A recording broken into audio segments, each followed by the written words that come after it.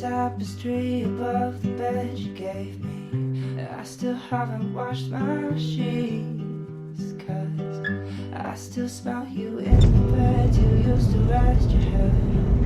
How the hell am I supposed to see? Can we both face on?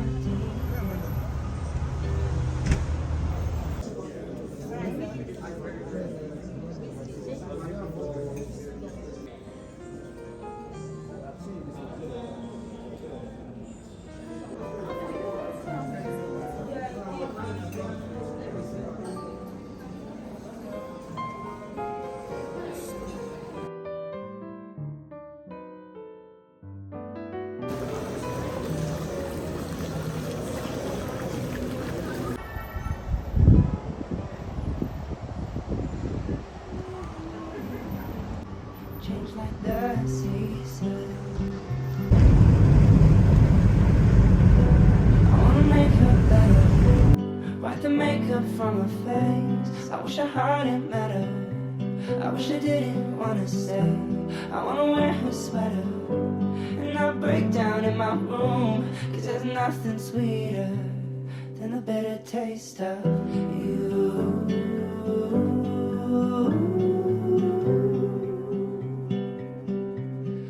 Bitter taste of you.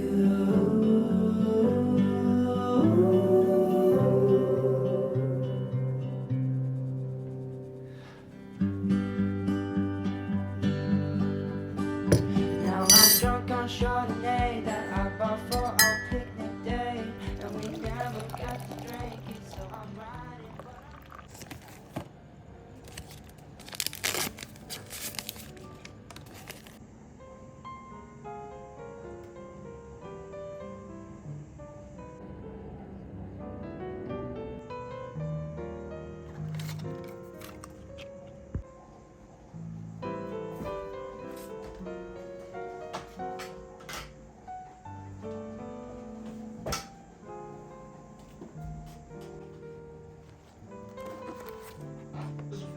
Not this again.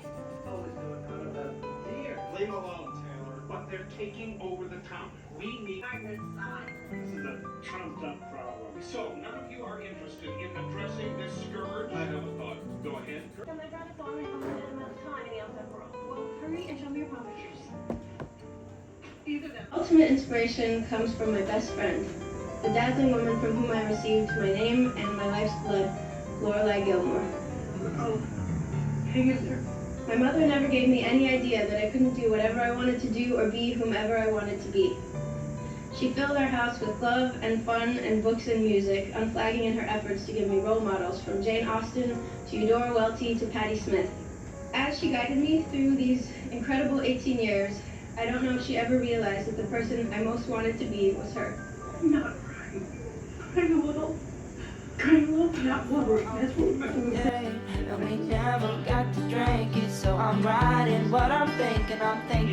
You could have told me sooner. I was sure that it was me. You used to want to hold me close. You